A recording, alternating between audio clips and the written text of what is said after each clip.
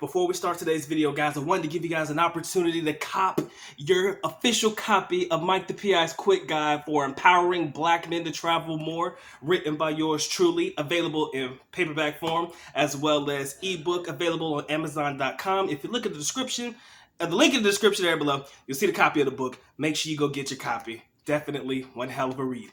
Let's go ahead and get into today's video. Sponsored by myself.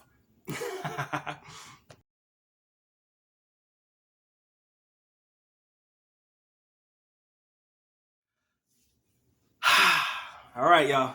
Good Doc back again. Once again, let's lock in.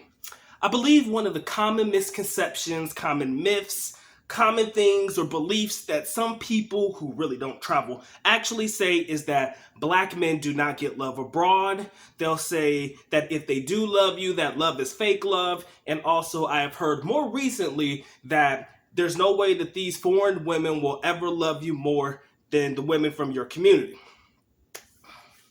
Let's start with the last one. If that were true, there would be no need for black men to travel or to date outside of the culture, to date outside of the community, let alone date outside of the country. If that were true, there would be no need for foreign men in general, but black men more specifically, to travel to other countries to date and have relationships.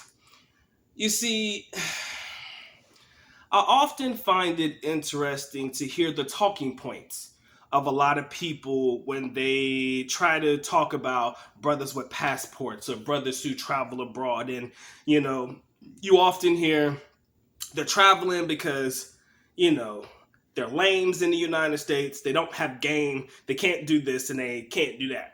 Right? That's one of the main reasons or the main talking points that a lot of people have, both men and women, when it refers to the reasons why black men travel and date.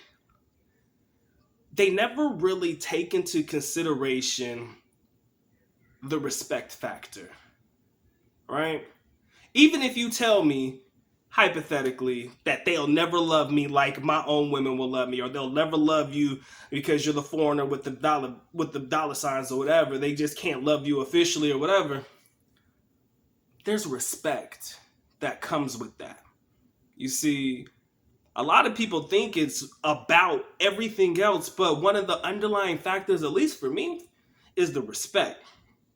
And I do believe that in most relationships, those that happen here in modern era, dating in the United States and the West and stuff like that, I believe that the respect is a long lost factor in a lot of relationships. Now, here we go. Well, if you the man and this, that, and the other, and I'm the female or whatever, I'm not just going to give you respect. You see that you got to earn it, or, respect is only given based off of what you do or what you bring into the relationship, etc. Right? It goes both ways. There's always a variable or a contract or a factor that always has to be, okay, you'll get this, but only if I get that, right? You just can't respect your man in a relationship. Now, when it comes down to it, we're going to always get to the root issue, which is usually financial resources and responsibility of the man for the young lady that he's dating or the family that he has, right? Oh, he'll get the respect if he can support his family, if he could do this, he could do that. And then we get to the talk about how much money you need to earn. It always becomes something that is, you'll only get the respect if you have this, right? Or you'll only get it if you have that, and vice versa. Having that conversation, it pushes a lot of men away in so many different ways.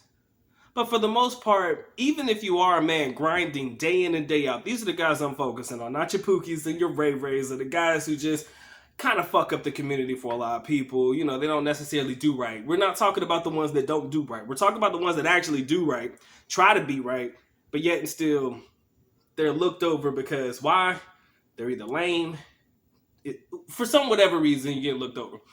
So for the ones that actually try to do right, the ones that actually try to be right, when you do approach the relationship with respect and you try to do right by your young lady and shit, now all of a sudden, you're either too soft, you have beta male qualities, this, that, and the other. You see, it's like there's no winning in a lot of relationships in the West. There's like 0% chance for the most part that a black man gonna win in a relationship. It just don't matter.